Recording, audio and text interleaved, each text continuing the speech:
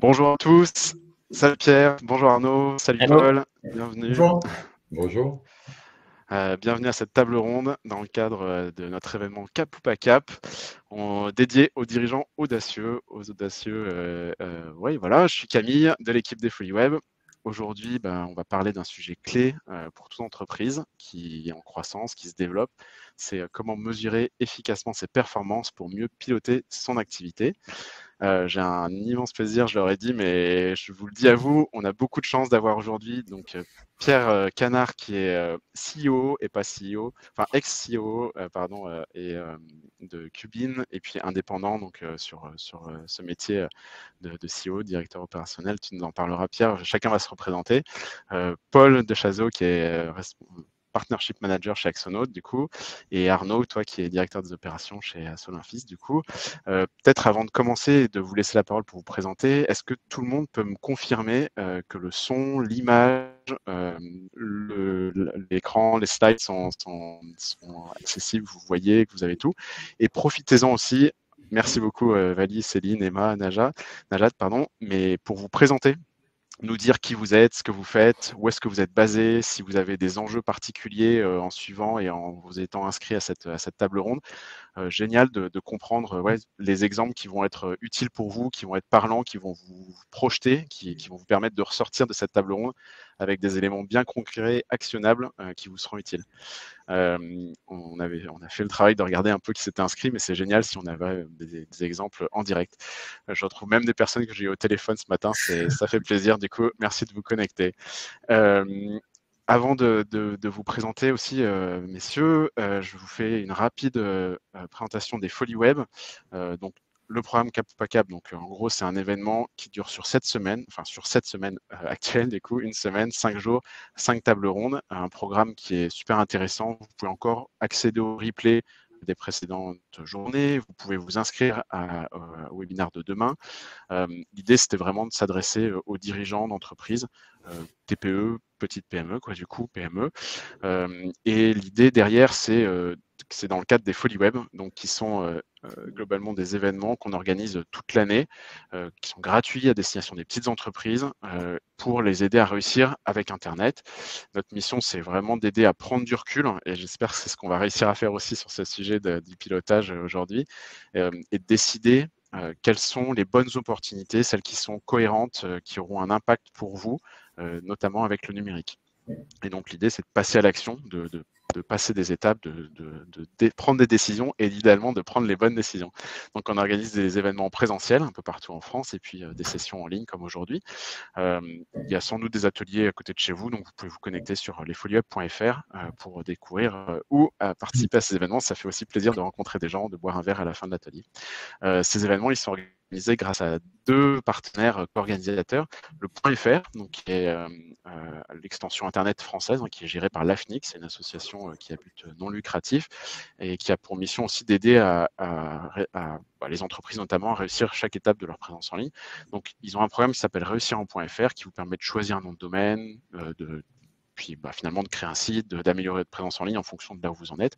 Et avec tous ces conseils et astuces, l'idée, c'est que vous puissiez progresser en fonction de là où vous en êtes. Donc, c'est un super partenaire qui vraiment rend Internet aux petites entreprises le plus accessible possible.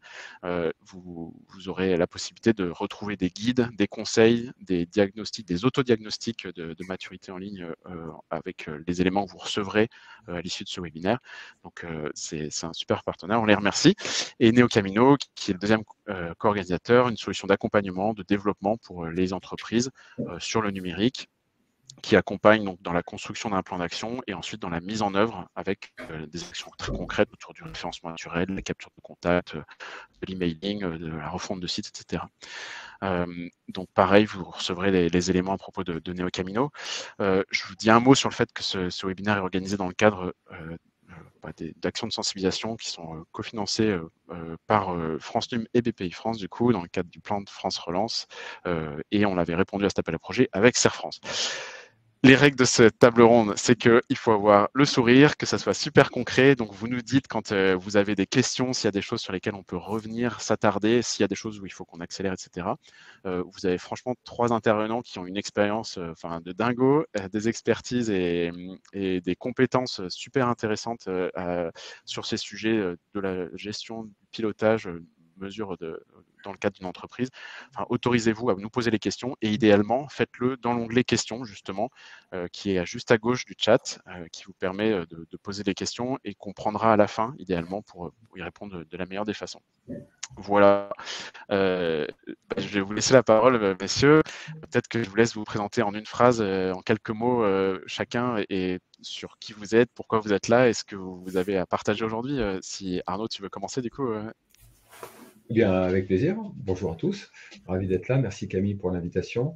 Je suis directeur des opérations d'une société qui s'appelle Sonafi, qui fait de la formation pour les infirmières à domicile en Belgique, et d'Espace du Possible, qui est un organisme de formation sur la France et en Belgique pour tous les acteurs du monde de la santé mentale.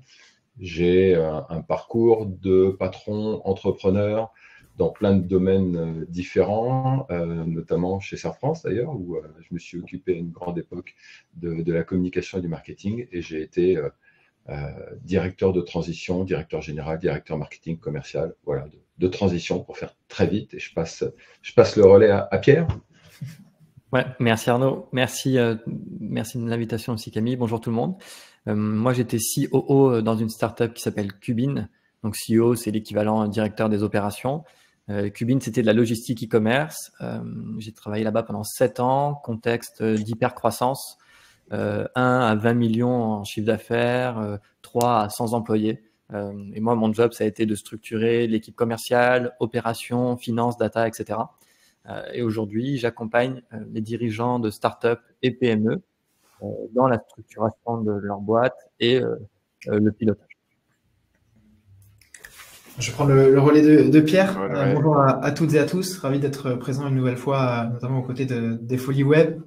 Trop bien de voir qu'il y a beaucoup de monde sur le chat et qu'il y a plein de questions, donc c'est cool. On va passer un bon moment tous ensemble.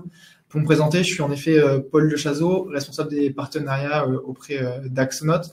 Axonote, pour information, on est un outil de gestion d'entreprise tout en un qui permet de simplifier justement les tâches administratives, la gestion de la relation client, de la facturation. On est présent aujourd'hui parce que dans notre outil, on intègre des données de clés de pilotage.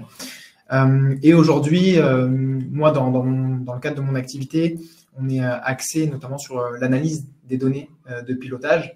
Et donc, je serais très heureux de vous partager un petit peu mon quotidien et de vous présenter aussi comment mettre en place des chiffres et bien les suivre pour pouvoir analyser l'activité de l'entreprise. Génial. Bon, merci beaucoup tous les trois pour la présentation. J'enlève la slide, ça nous permettra d'avoir des beaux visages bien souriants et voilà, qui donneront envie d'écouter encore plus. Bon, on va pas se mentir, on en parlait juste avant, on s'est retrouvé un peu avant le webinaire. Il y a beaucoup de dirigeants qui avancent, et je m'inclus dedans, c'est pour ça que je le dis aussi simplement, mais un peu au feeling. On n'est pas forcément avec des indicateurs très clairs. Enfin, c'est difficile de savoir si on a vraiment la bonne trajectoire. Je disais que j'avais eu des personnes au téléphone ce matin. Elles me disaient, bon, on fait les choses un peu au petit bonheur la chance. C'est l'expression que je reprends, quoi, du coup. Et suivre les bons chiffres, utiliser les bons outils, enfin, ça peut vraiment transformer une prise de décision. Ça peut rendre les choses beaucoup plus efficace, efficient probablement. L'idée de la table ronde, c'est de voir comment est-ce qu'on peut garder le cap avec quelles méthodes, quels outils. Et pour démarrer, en fait, vous, avec votre expérience, votre connaissance de ces sujets-là, vous direz quels sont les indicateurs essentiels qu'un dirigeant doit suivre pour s'assurer que son entreprise est en bonne santé. Pierre, si je te lance sur tout ça, du coup. Ouais. Bon, sans faire le politique à répondre sans répondre à la question, mais ça dépend.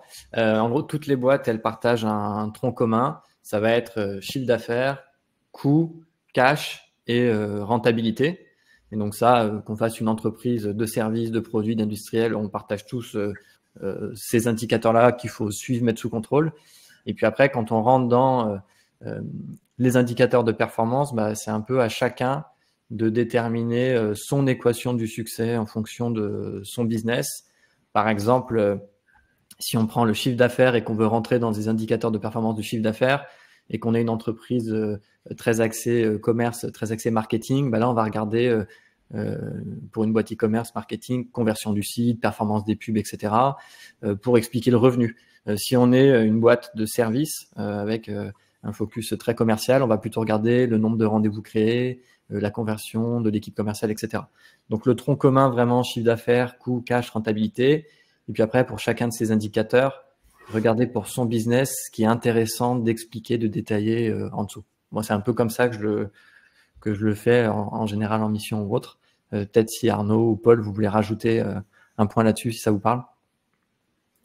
Oui, carrément. Moi, je te rejoins totalement sur ce que tu dis. Je pense que ça dépend en effet du business et peut-être aussi de la structure en termes de taille. C'est vrai que quand on a échangé en amont, on parlait aussi justement des niveaux hiérarchiques avec le rôle un petit peu de chacun pour piloter et surtout partager aussi les éléments qu'on veut suivre au reste de l'équipe pour qu'on parle un petit peu le même langage et que chacun puisse suivre les bonnes données et faire remonter aussi les bonnes données à ce niveau-là. Je me souviens un petit peu aussi de l'allégorie de l'arbre que vous aviez présenté. Je crois que c'était toi, Arnaud, qui présentait de l'arbre. Si jamais tu veux nous représenter. C'était Pierre. C'était Pierre. Ouais, c'était Pierre. Enfin, je trouvais le schéma sympa si tu voulais nous le représenter. Ouais, bah, si tu veux, globalement, l'idée, c'est quand on a par exemple son chiffre d'affaires, son coût, son cash, sa rentabilité, si on se focalise, ça c'est on va dire les indicateurs stratégiques de l'entreprise qu'on veut suivre tous les mois, toutes les semaines pour s'assurer que l'entreprise va bien.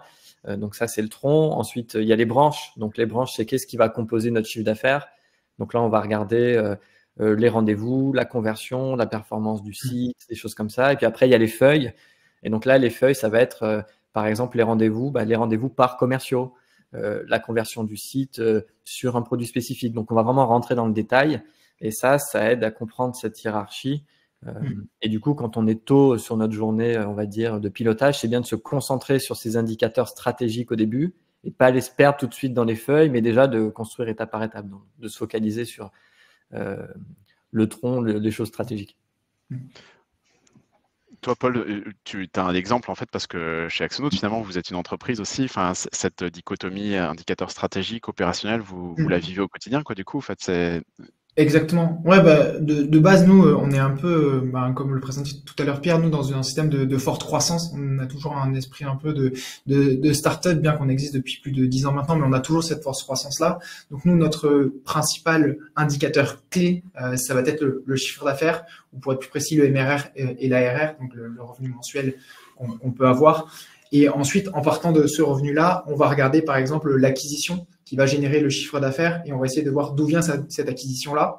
Et moi, par exemple, mon rôle, c'est de suivre un petit peu les différents canaux. Donc, je travaille par exemple avec des experts comptables, avec des secrétaires administratifs indépendantes ou encore des DAF externalisés qui sont des prescripteurs de l'outil. Et donc, je vais pouvoir un peu suivre, il y a tant de pourcentage d'acquisition qui vient de ce canal-là, ce qui va me permettre ensuite soit de me focaliser plus sur ce canal-là ou justement déléguer ou délaisser plutôt un canal qui rapporte moins. Et là-dessus, quand on parle de pilotage, il y a certes les indicateurs à suivre, mais il y a aussi toutes les actions qui en découlent. Et nous, on aime bien dire chez Axonote, tout ce qui ne se mesure pas ne s'améliore pas. Et donc, en effet, avant de prendre des décisions, il faut quand même se baser sur des données et ça qui est assez importante. Et encore une fois, il faut choisir les bonnes données. Comme le disait très justement Pierre, il y a des centaines, de dizaines, de milliers de données qu'on peut analyser, mais il faut quand même en amont avoir un esprit assez global. Et je pense aussi, je vois qu'il y avait quelqu'un qui posait la question pour un indépendant qui était dans le système de service. Je pense aussi que ce décryptage et cette granularité dépend aussi de la taille de l'entreprise et des secteurs d'activité. Mais de base, il faut quand même avoir une vision assez globale et après, comme le disait Pierre, petit à petit descendre dans la précision. Ça marche aussi pour un indépendant. Un indépendant, il a un chiffre d'affaires. Ce chiffre d'affaires, ça va être les rendez-vous clients fois la conversion en client. Et puis, le nombre de rendez-vous clients qu'il va avoir, ça peut être aussi issu du nombre de nouvelles discussions qu'il a avec des prospects, des leads. Donc, rien qu'en fait, avec cette logique un peu de stratégique opérationnelle, même pour un indépendant, on arrive à avoir des indicateurs de performance qui en fait vont impacter le revenu, impacter le chiffre d'affaires. Donc, c'est bien de s'arrêter sur ce type, par exemple, d'indicateur pour un indépendant, de rajouter aussi potentiellement le coût et le temps investi. Donc, combien on a facturé pour une mission sur du service, combien de temps on a investi, s'assurer que l'équation est bonne. Mais voilà, je pense que c'est déjà bien, par exemple, pour un indépendant d'avoir ça. Et puis après, plus la boîte grossit, plus on est capable de multiplier, comme t'expliquais, Paul, dans le détail, etc. Mais c'est un bon exemple. Moi, je voudrais rajouter un truc aussi par rapport à ce que tu viens de dire, ce que tu as dit au départ, Pierre, quand tu parlais des éléments clés de base, c'est-à-dire j'ai mon chiffre d'affaires, j'ai ma rentabilité, j'ai mon cash, et faire la différence entre ce qu'on appelle indicateur, c'est-à-dire le sujet du jour, et les chiffres. Parce que toutes les personnes qui nous écoutent, ils ont un comptable. Et donc, ils vont nous dire, mais c'est bon, moi, je les ai, les chiffres, j'ai mon comptable, je l'appelle, j'ai mon chiffre d'affaires. Ouais, vous l'appelez, vous avez votre chiffre d'affaires. Un indicateur, c'est pas ça. Un indicateur, c'est un chiffre que vous avez quand vous le voulez, en temps réel, si vous avez décidé que vous l'avez en temps réel, au rythme où vous l'avez décidé. Il y a des business où avoir son chiffre d'affaires tous les jours, c'est essentiel. Et il y a d'autres business, j'ai mon chiffre d'affaires le 31 du mois, ça suffit. Donc, c'est le comptable, dites-lui quel est l'élément que vous voulez avoir, demandez-lui à quelle vitesse vous voulez l'avoir. Il y a énormément de logiciels comptables maintenant. Un comptable, si vous ne lui dites pas j'ai besoin de mon chiffre d'affaires tous les jours ou tous les mois, il va vous remettre votre liasse 4 mois après la clôture et vous découvrirez votre chiffre d'affaires beaucoup trop tard. Donc, on a plein de chiffres, plein de chiffres. Ce n'est pas ça les indicateurs. Les indicateurs, c'est qu'est-ce qui me permet de piloter.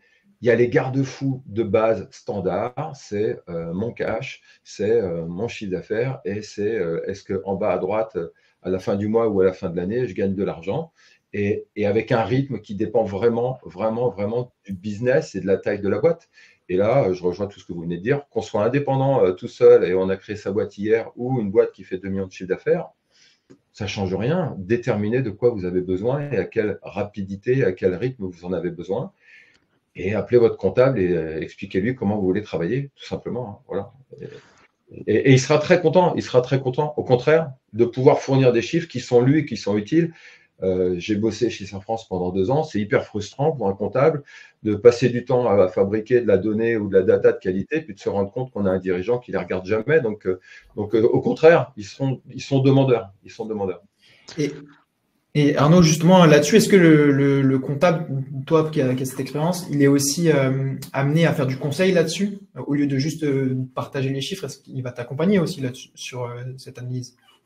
Il y a des comptables qui sont spécialisés dans un domaine, qui ont des clients qui sont 100% dans le monde service, dans le monde agricole. Dans le monde. Donc ceux-là, ils ont des points de repère.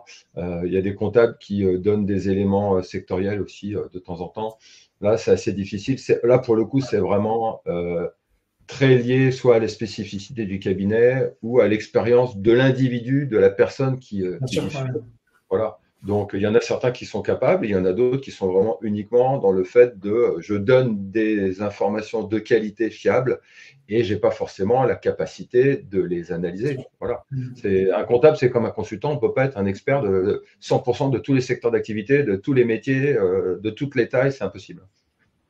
Peut-être un petit point vocabulaire du coup des personnes qui demandent à ce qu'on précise quelle est la différence entre le cash, le chiffre d'affaires, comment et après moi aussi je suis content quand on vient là dans ce que vous disiez, c'est l'aspect essentiel. Je trouve que c'est génial de se dire mais quand on est dirigeant de mettre le doigt sur ce qui est essentiel en fait, ce qui est vital pratiquement en fait, ça c'est bien intéressant. Je suis content de filer ça ensuite. Mais cash, chiffre d'affaires, Pierre, tu peux dire un mot sur quand tu parlais là de l'équation avec les trois. Paul, si tu veux, parce que toi, pour le coup, c'est très lié à ce que vous pouvez fournir.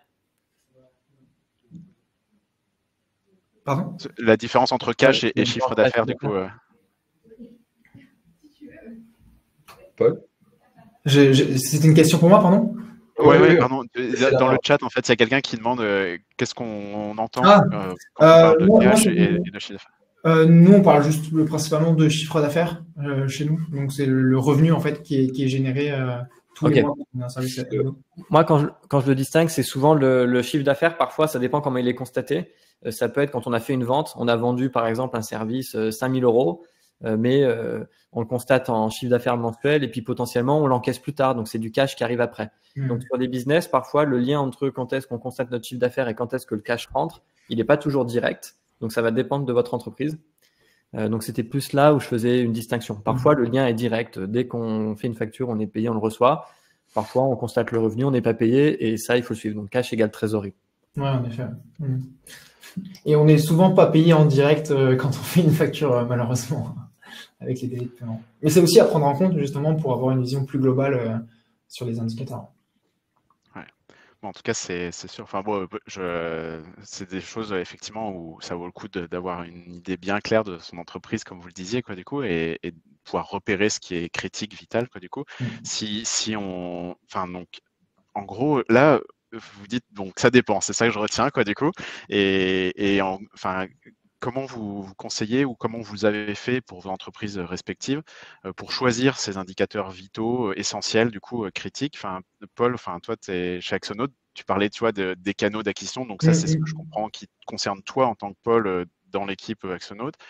Et Ouais. au niveau de la boîte, etc. En fait, c'est quelle est la démarche que vous conseillez les uns les autres, du coup, Bah, pour le déterminer principe, ces indicateurs. ouais, si on peut utiliser un terme assez générique, c'est l'itération, le fait de tester et à chaque fois de analyser en fonction de ce qu'on a testé pour voir ce que ça a donné. Et justement, soit ça a fonctionné, donc on essaie d'aller plus loin, soit on se rend compte que ça n'a pas fonctionné, donc on laisse de côté. Nous, c'est cette partie-là. Après, encore une fois, on est assez tous en accord sur un objectif global, comme je disais, qui est le revenu.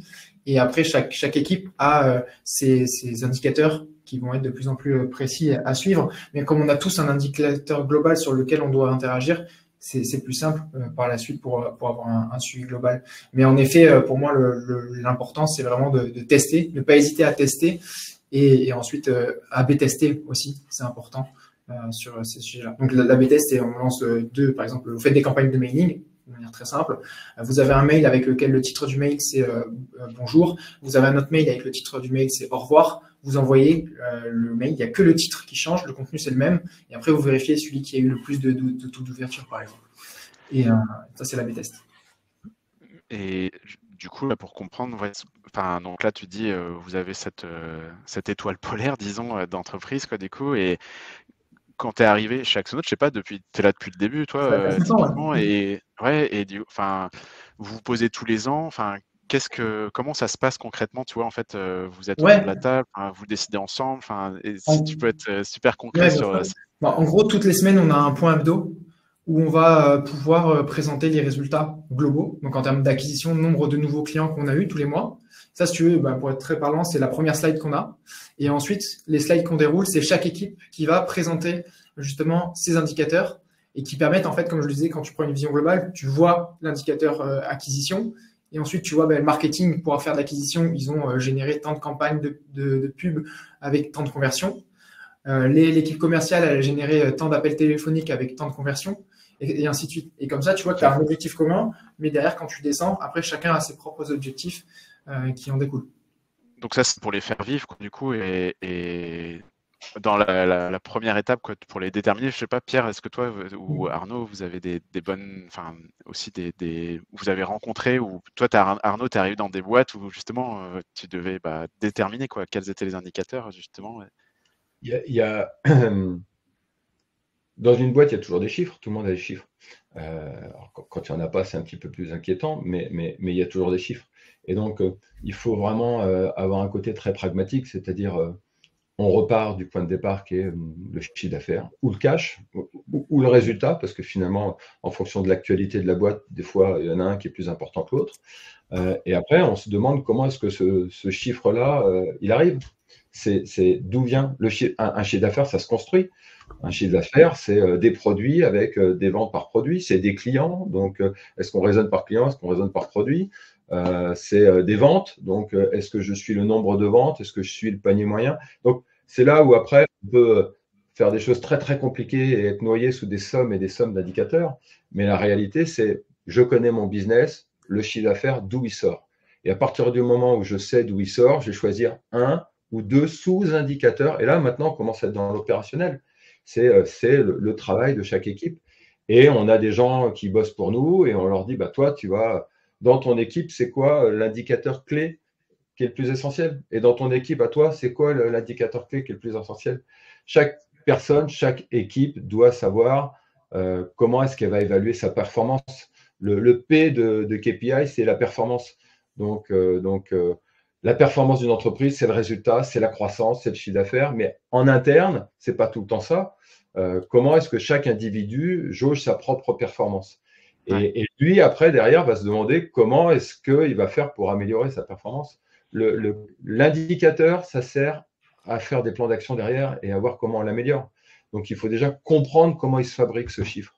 Donc, c'est pas une liste de chiffres qu'on regarde toutes les semaines si on ne sait pas d'où ils sortent, si on ne sait pas comment, quel est le résultat de tout un tas d'opérations qui font qu'on a réussi à atteindre ce résultat, ça ne sert à rien. Donc, il y a une vraie culture de l'appropriation des chiffres et du comment à mettre en place dans les équipes. Ouais, ce qui est intéressant dans ce que dit Arnaud, c'est qu'en fait, ces chiffres, c'est pas quelque chose qu'on invente. On n'arrive pas, il y a le revenu et puis on va inventer plein de chiffres. Globalement, quand le chiffre d'affaires va mal, on prend des actions. Les commerciaux vont aller faire des appels, aller voir des clients, le marketing va faire des pubs. Enfin, tout le monde fait déjà des actions. Et le but du jeu, c'est, comme expliqué, de mettre des chiffres sur ces actions et de les mesurer pour savoir si quand on agit, on a des résultats qui suivent, on a de la performance. Et du coup, quand on est perdu sur quels sont mes KPI et compagnie, c'est bien de se dire quand le revenu va mal ou quand les coûts explosent, qu'est-ce que je fais comme action? Et ces actions, au final, c'est quoi leur impact? Et on a déjà un premier indice de quel est mon KPI. Ça, c'est un bon premier raccourci pour pas partir d'une feuille blanche et être perdu et déjà le faire dans ce sens. Et il y a un autre point aussi qui est très important, c'est qu'un chiffre, ce qui compte, c'est pas tant de le regarder, c'est pas tant de l'avoir, c'est qu'est-ce qu'on en fait. Quand il est rouge, on se pose toutes les semaines, tous les mois, et quand le chiffre est rouge, qu'est-ce qu'on fait? Quand il est vert, comment on le réplique? Il y a toujours une action. Un chiffre où il n'y a pas d'action, c'est la météo. C'est-à-dire qu'on va le regarder, on va dire, ah bah tiens, c'est mauvais, mais qu'est-ce que je peux y faire? C'est sûr que si demain on a un business où on vend des maillots de bain et on n'a pas de vente alors qu'on est au mois de décembre, bon, est-ce que c'est quelque chose qu'on peut impacter ou on est déjà en train de préparer en fait l'été? Donc comprendre si c'est un chiffre météo, c'est comprendre à quel point on a des actions en fait dans notre champ pour l'impacter. Et ça, c'est ce qui définit vraiment un KPI. Ok. N'attendez pas d'être en difficulté pour développer la culture de je suis les chiffres. Quand on fait, là, Paul disait qu'il était dans une entreprise qui fait beaucoup de croissance. Quand on fait 10% de croissance sur le trimestre, posez-vous la question pourquoi et comment. Donc, on doit expliquer un chiffre, qu'il soit bon ou qu'il soit mauvais, on doit l'expliquer. Et c'est tellement plus facile d'essayer d'expliquer les bons chiffres et de développer cette culture quand tout va bien. Parce que comme ça, derrière, quand ça commence à baisser un petit peu, on sait déjà sur quel pied danser et sur quel levier agir pour pouvoir relancer la machine. Mais un chiffre, comme le dit Pierre, ça s'analyse et on essaie de comprendre d'où il sort. Ce n'est pas de la magie. Et c'est plus facile quand ça va bien. Mais ouais, et du coup là, c'est justement pour rester un peu sur la démarche pour les choisir, quoi. Du coup, c'est donc j'entends qu'il y a peut-être dans une période où tout va bien et où on est peut-être au petit bonheur, on a de la chance, quoi, on disait du coup, et là ça vaut le coup de se structurer, de se donner de l'info pour être en maîtrise, quoi, finalement, et puis pour prévenir ou pour accélérer, etc. Donc là, ce que vous dites, c'est on part de qu'est-ce qui fait que j'ai du chiffre d'affaires, et en creusant, on va aller chercher des choses stratégiques et puis après plus opérationnelles.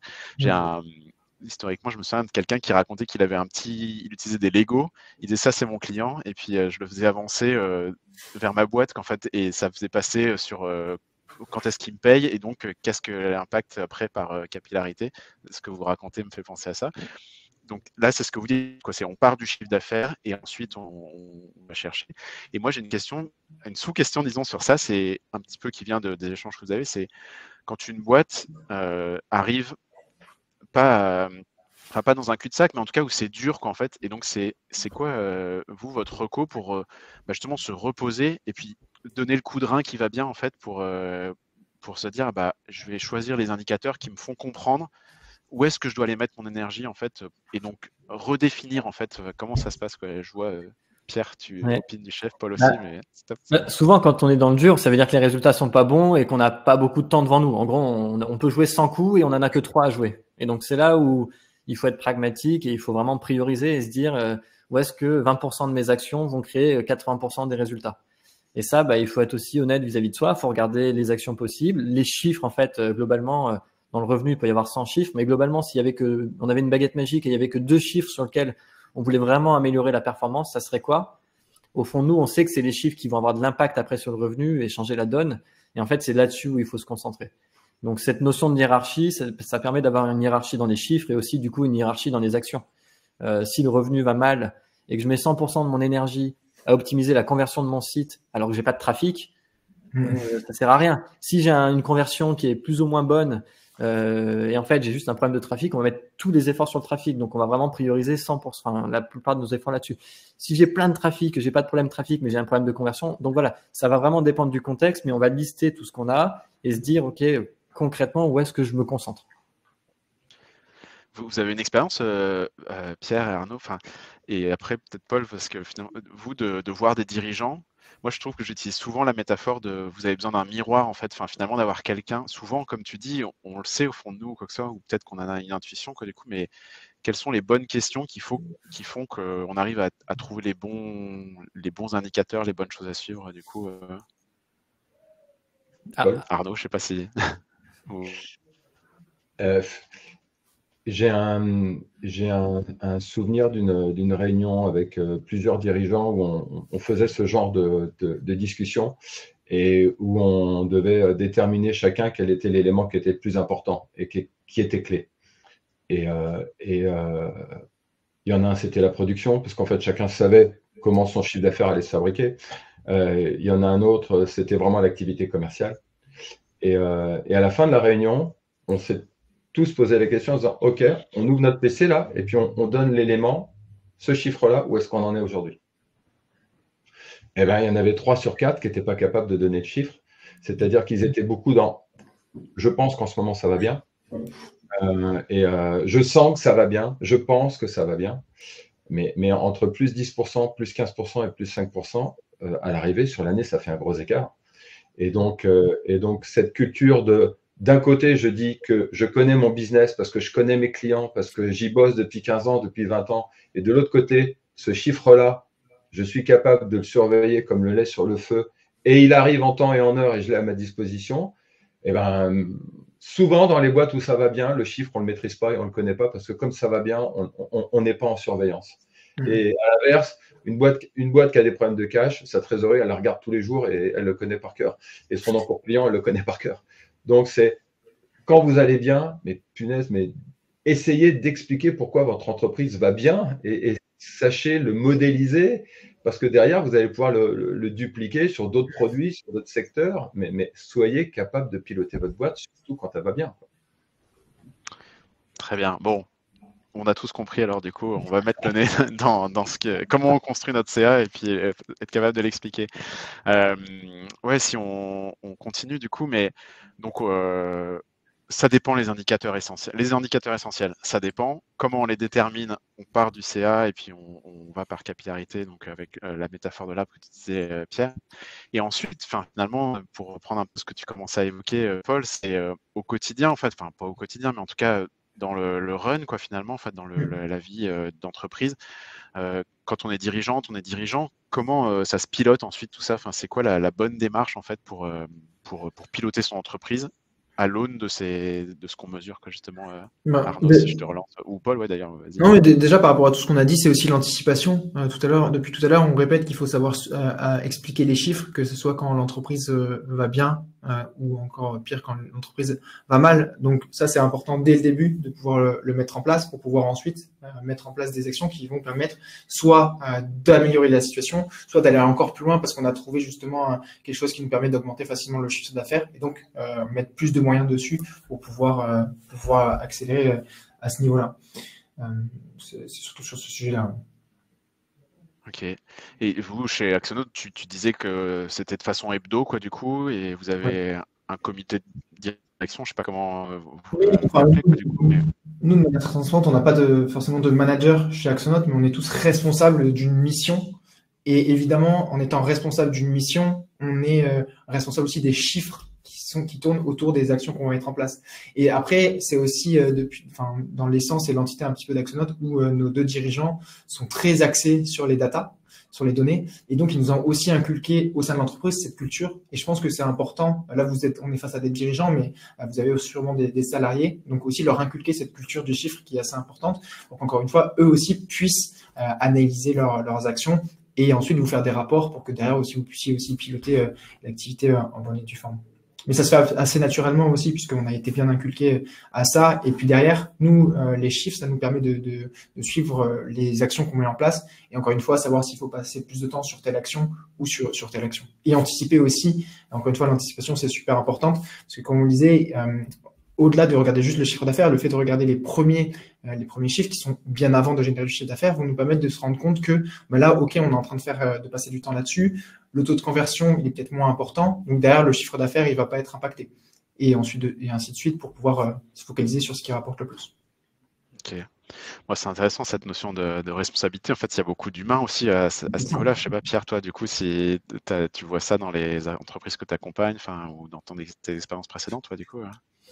Ouais, c'est un exercice où ce qui compte le plus derrière ces chiffres, c'est quelle décision on prend. Et quand tu as des équipes qui sont équipées avec leurs indicateurs, quand elles comprennent quels indicateurs elles doivent impacter et que c'est accessible, quand elles ouvrent l'ordinateur, comme expliquait Arnaud, et qu'elles ont un endroit où ces indicateurs sont là, c'est beaucoup plus simple pour ces équipes de prendre des décisions, de prendre des initiatives, de créer de la performance, d'expliquer quand ça va bien, quand ça va mal. Et en fait, ça change complètement la nature du job. On n'est plus là avec cette charge cognitive, avoir de l'intuition, tout stocké dans la tête et compagnie. On a des résultats qui sont posés, qui sont explicables. Donc, on sait quand c'est vert, on sait quand c'est rouge. Et une personne, par exemple, que ça soit une équipe service client, une équipe commerciale qui n'a pas de chiffres, et la même personne qui a un tableau avec ses indicateurs, un suivi par semaine et compagnie, elles ne vivent pas le même quotidien, il n'y a pas le même niveau de clarté, il n'y a pas le même niveau de performance. Et niveau humain, c'est vachement important. Pour moi, ça me rappelle des exemples que j'ai de mes années précédentes finalement, mais il y a des personnes en fait. Comment est-ce qu'on amène une personne, je sais pas, dans vos expériences, quoi, Pierre, Arnaud, typiquement, mais j'ai l'impression qu'il y a même un sujet à dire à ce que ça vienne de la personne, qu'elle se dise mais j'ai intérêt en fait parce que parfois il y a un peu aussi un déni en fait de se dire non mais je sais en fait, et puis on sait, et puis ouais, on regarde plein d'indicateurs effectivement, mais finalement d'amener ce qui compte, donc ces indicateurs essentiels pour cette équipe finalement, comment ça se passe en fait, ça doit aussi procéder de la personne en fait, parce que si on arrive avec quelque chose, j'ai l'impression que ça peut être aussi assez violent en fait, pris comme quelque chose de je te remets en cause très fortement, voilà. Et est-ce que vous avez des expériences là-dessus justement au quotidien, et puis dans l'accompagnement des équipes, de comment ça se fait bien en fait, et comment ça fonctionne pour sortir par le haut? Là-dessus, typiquement, quand on est un manager avec quelqu'un de son équipe, on a les mêmes enjeux. Quand on est manager, on est responsable juste d'une plus grosse casquette, et il y a tellement de travail qu'on a des gens dans notre équipe pour le faire ensemble. Donc à la base, on a les mêmes objectifs. Du coup, quand on prend par exemple le service client ou la vente, on est censé avoir les mêmes intérêts. Donc on co-construit globalement l'objectif qui est, nous, ce qu'on veut, c'est faire tant de ventes par semaine, c'est de faire tant de rendez-vous, etc. Est-ce qu'on est d'accord que c'est comme ça qu'on fonctionne? C'est ça nos objectifs? Et donc ça, on est d'accord. Du coup, on co-construit un fichier où on s'aligne un peu sur ça ressemble à quoi le succès ensemble. Et même quelqu'un de l'équipe, c'est super d'avoir une idée de la réussite pour moi. Comment c'est quantifiable? Parce que derrière, c'est des discussions de est-ce que ça se passe bien au travail, comment je m'améliore et compagnie. Donc, tout ça, ça a du sens. Ça rajoute de la clarté, ça enlève du flou, etc.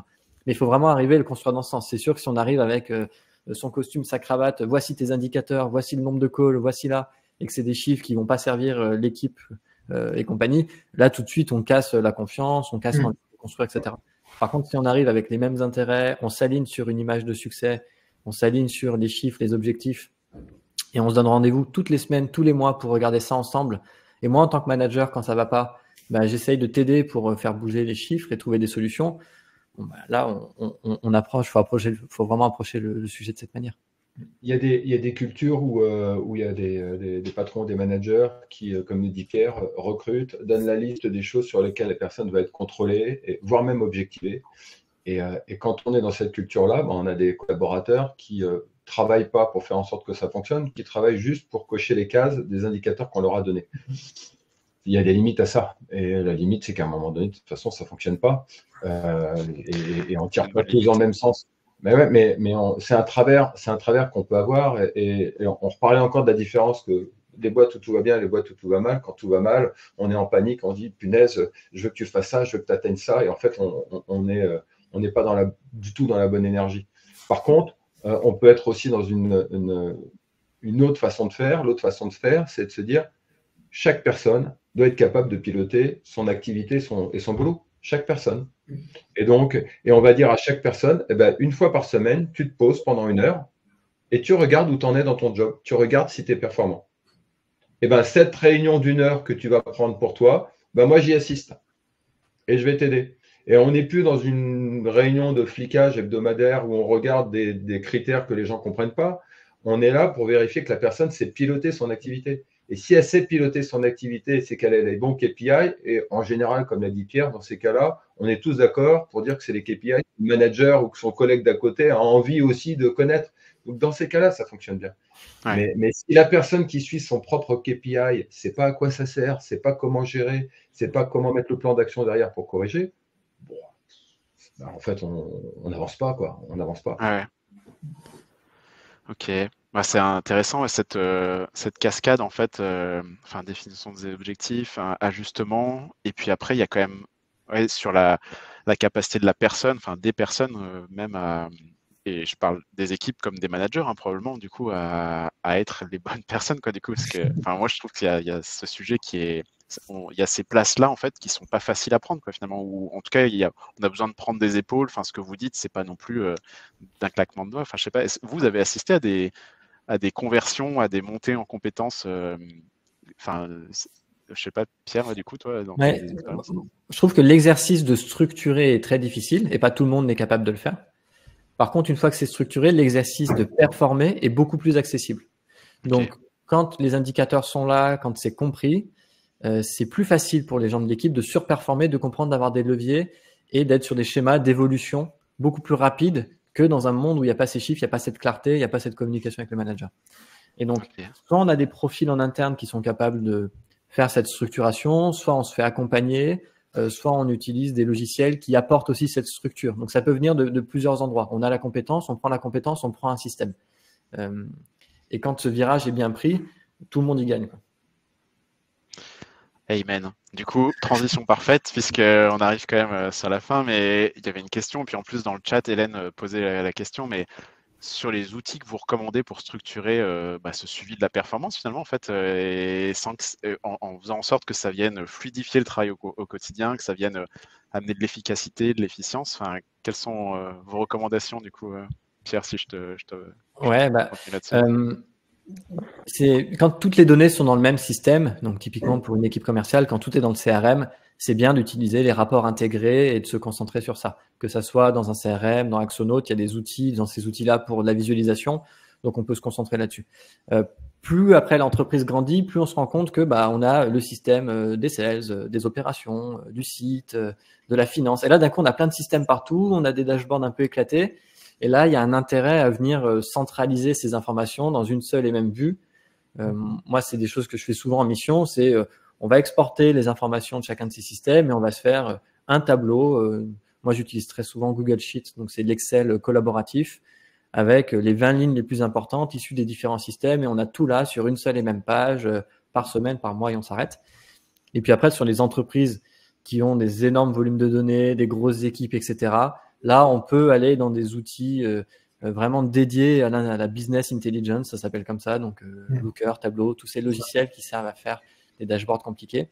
Après, juste moi, la piqûre de rappel à chaque fois que je donne un petit peu quand je discute de ces sujets, c'est que le meilleur outil en data, c'est de poser les bonnes questions et qu'il vaut mieux un fichier avec les 3 bons indicateurs saisis à la main, des responsables clairs et des questions toutes les semaines, plutôt que le dernier outil data connecté avec 100 indicateurs où en fait on sait pas trop ce qu'on en fait, comment on le regarde, qui est en charge de quoi et quelle décision on prend. Donc faut vraiment prendre le sujet par le bon bout, y aller progressivement et les outils en fait ils servent à résoudre le problème des outils d'avant plutôt qu'à d'avoir l'outil parfait d'un coup qui résout tous les problèmes, quoi. Il n'y a aucun outil qui permette d'éviter de prendre le stylo et le crayon et de se poser les bonnes questions.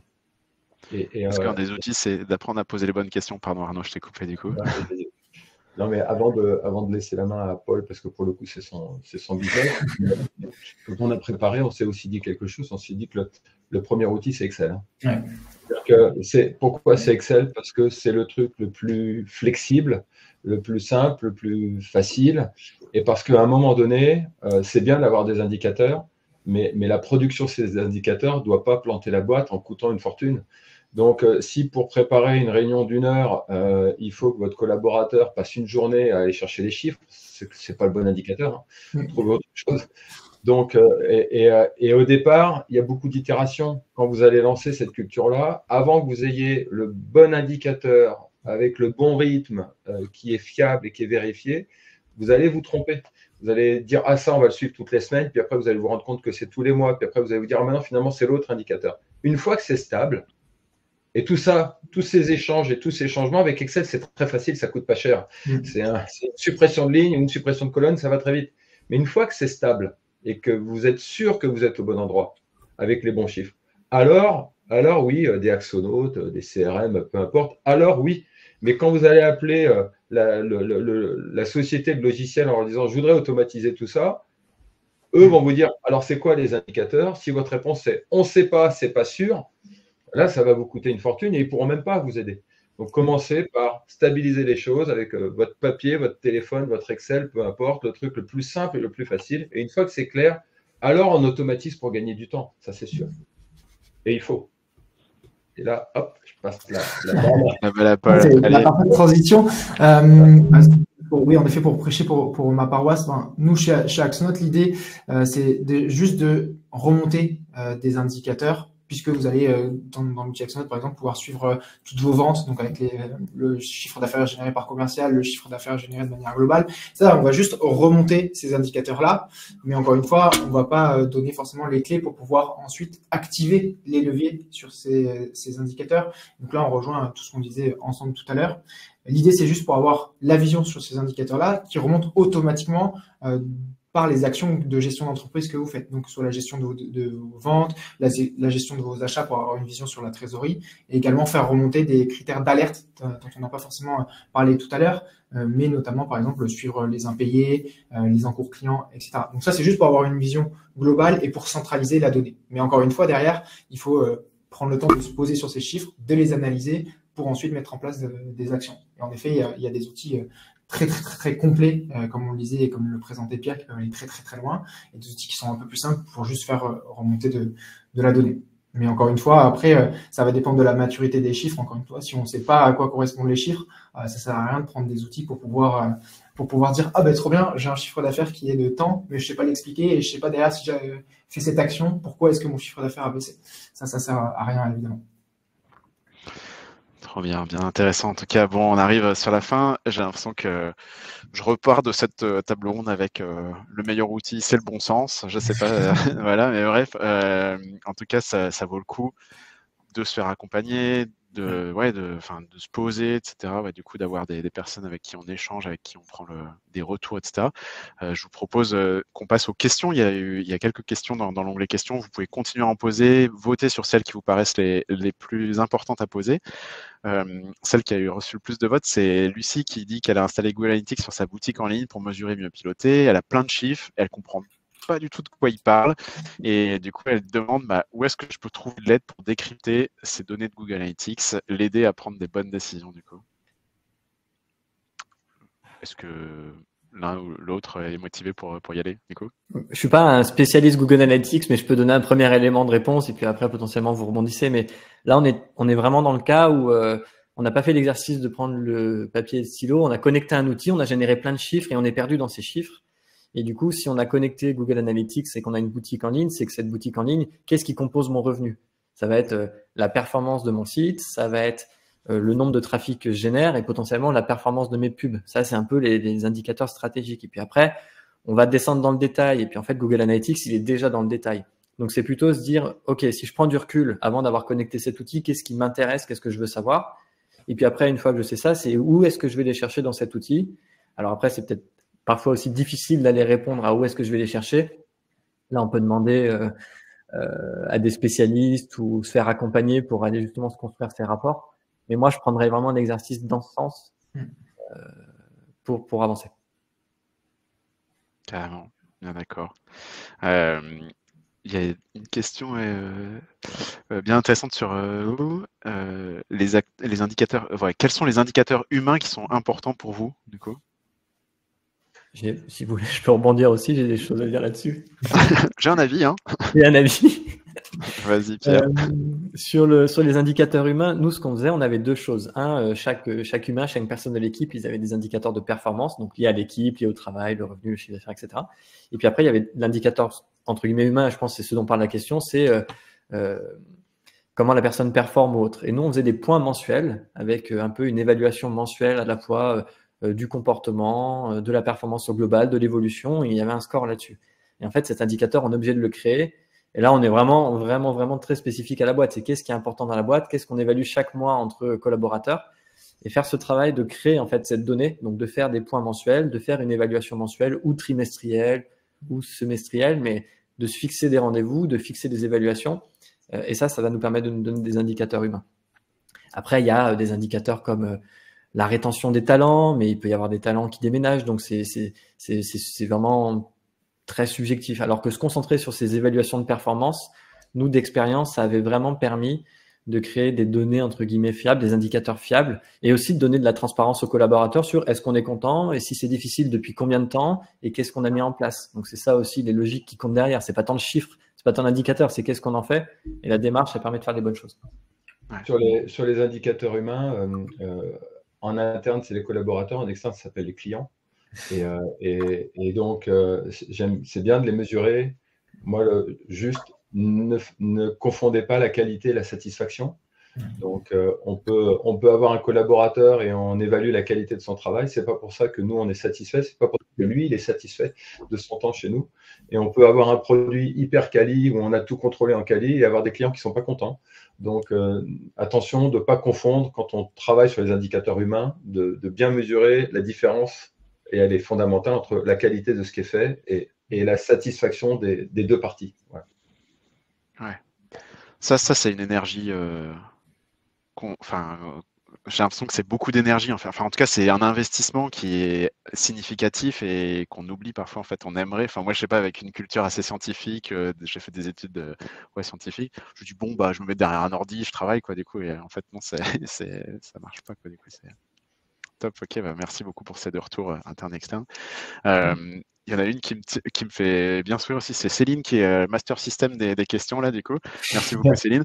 Mais c'est quoi à tous les trois vos plus gros loupés, indicateurs cagade quoi du coup à côté de la plaque qui vous ont fait perdre de vue votre stratégie ou la stratégie d'entreprise que vous avez croisée?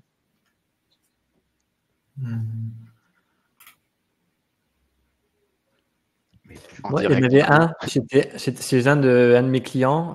L'objectif, c'était absolument l'acquisition. Donc, c'était le nombre de rendez-vous. Donc, on avait tout mis en moyen pour faire le plus de rendez-vous possible, essayer de faire des clients, etc.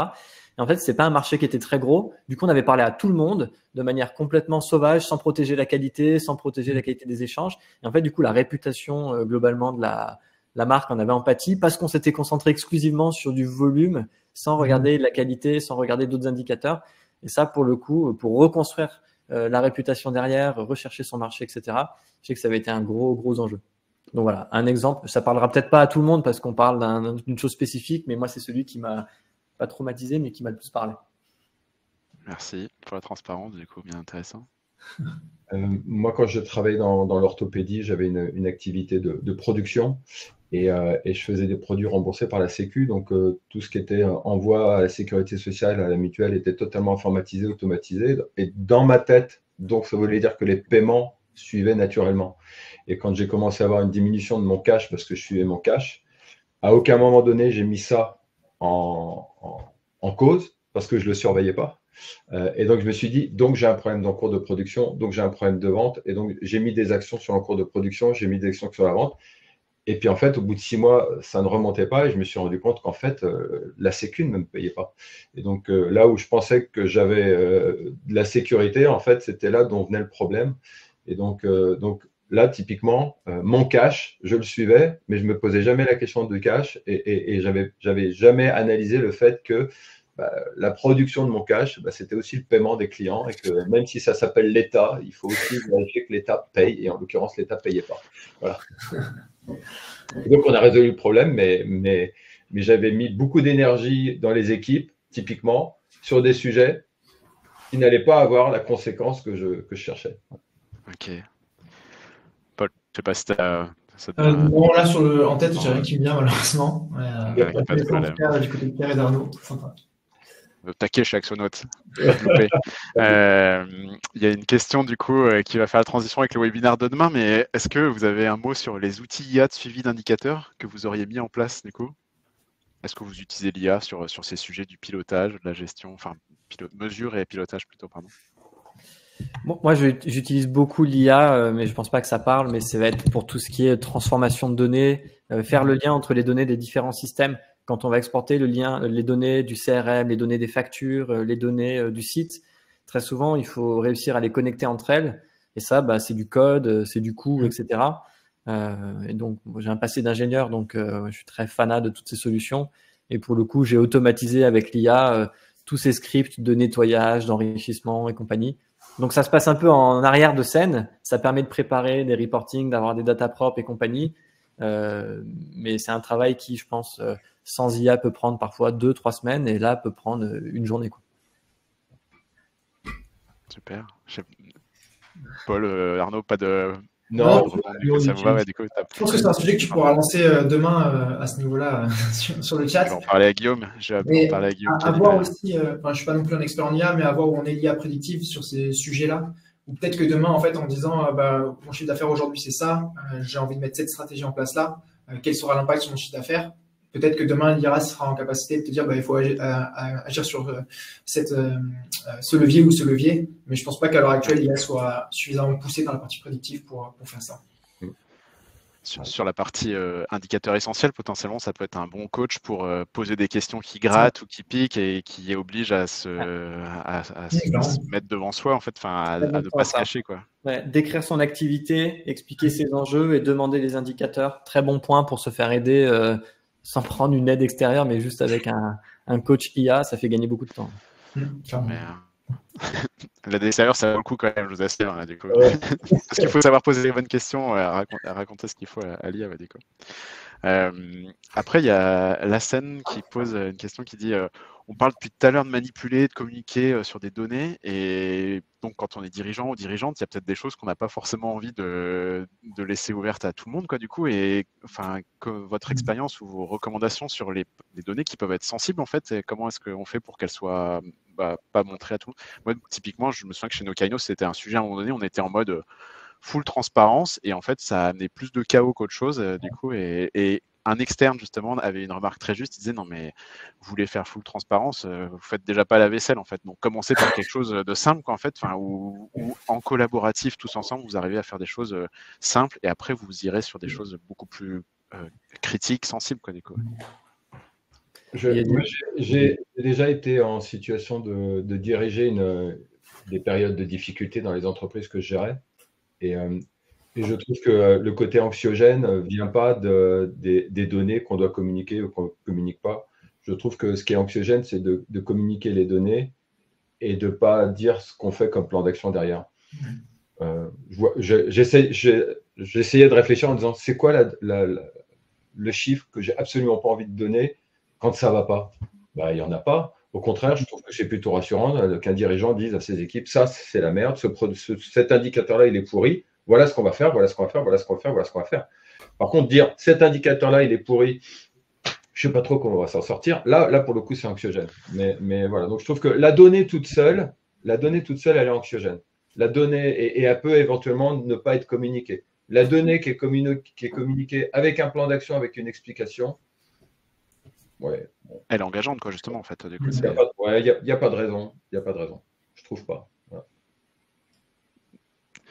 Bon, Pierre ou Paul, si vous essayez de contrer ça, du coup, ça va être dur. Mais non, il y a une culture pareille où tout était transparent, on était plus de 100, les salaires étaient transparents, donc c'était vraiment un sujet où le but du jeu, comme dit Arnaud, c'est chiffres plus la trame, en fait, l'explication et les actions. Et c'est bien d'être transparent sur tout, c'est aussi bien de se dire sur quoi on se concentre. C'est aussi ça, pas se noyer, comme tu dis, de tout dire, mais voilà, sur le sujet de la confidentialité, assez aligné avec Arnaud. Moi, pour ma part, je suis justement dans le cas que vous présentez chez Axonote, on est assez transparent aussi sur les chiffres, mais comme je le disais, on est bien éduqué sur la culture des chiffres, donc on comprend justement à quoi correspondent les chiffres et quels sont les leviers qui correspondent à ces chiffres-là. Et pour parler purement outils, nous, dans Axonote, par exemple, on a des droits utilisateurs qui vont permettre de voir tel ou tel indicateur. Par exemple, le directeur commercial va voir les résultats de ses commerciaux, mais un commercial ne voit pas le chiffre d'affaires ou le chiffre d'affaires d'un autre commercial, par exemple. Après, ça dépend des stratégies de chacun. Chacun va pouvoir les partager parce que ça permet aux commerciaux de se challenger entre eux, et d'autres préfèrent cantonner ça à chaque commercial. Après, ça dépend aussi de la stratégie du manager. Carrément bien intéressant. Je propose de prendre une dernière question. Et tout à l'heure, je crois que c'est toi, Arnaud, qui a eu une remarque piquante, disons, où tu disais on détermine les indicateurs de suivi donc stratégique opérationnel des équipes, et ils vont être suivis, on va suivre leur performance là-dessus, et même parfois objectivés. Tu as eu cette remarque-là, du coup. Et il y a Adèle qui demande comment est-ce qu'on s'assure que les managers soient bien objectivés sur les bons indicateurs dans le cadre de fixation d'objectifs en cascade, et est-ce qu'il y a des bonnes pratiques en termes de méthodologie, de process pour déterminer ces indicateurs sur lesquels objectiver ces managers? Alors moi, la bonne pratique, elle est très simple. C'est je fais des objectifs sur des périodes qui ne sont pas annuelles, mais qui sont plutôt 3 mois, 6 mois. Et j'explique dans le contrat de travail que de toute façon, sur 2 ans, sur 3 ans, les règles vont changer, les mesures vont changer, parce que d'une année sur l'autre, ou d'un trimestre sur l'autre, ou d'une personne sur l'autre, on ne va pas vouloir motiver la personne sur les mêmes indicateurs. Donc c'est surtout ne pas croire qu'on met en place un truc et que ça va rester comme ça pendant 3 ans. Donnez-vous de la flexibilité. Dites-vous que l'indicateur qui permet d'objectiver un collaborateur, vous allez le changer tous les 6 mois. Vous allez changer les montants tous les 6 mois. Vous allez changer les règles tous les 6 mois. Donc, donnez-vous de la flexibilité. Voilà, soyez vraiment, je crois que c'était notre première phrase, c'est soyez dans l'itératif, soyez dans l'empirique, parce que la règle d'objectif qui reste la même pendant 3 ans, ça n'existe pas. C'est sûr que ça n'existe pas. Paul, Pierre, vous faites plus un. Moi, je suis assez d'accord avec ça. Après, encore une fois, si je peux partager l'expérience personnelle, nous, chez Axonote, on est objectivé de manière globale. C'est-à-dire que c'est pas chaque personne qui est objectivée sur son propre objectif, c'est toute l'entreprise qui est objectivée sur le résultat de l'entreprise. Et à partir du moment où les résultats de l'entreprise sont bons, c'est toute la boîte qui est augmentée. Et ça, je trouve ça aussi intéressant parce que déjà, ça permet de créer une communauté, de motiver tout le monde et lutter un petit peu contre justement l'individualisme qui, malheureusement, prône de plus en plus dans les entreprises actuellement. Ok. Merci beaucoup pour ce partage, du coup.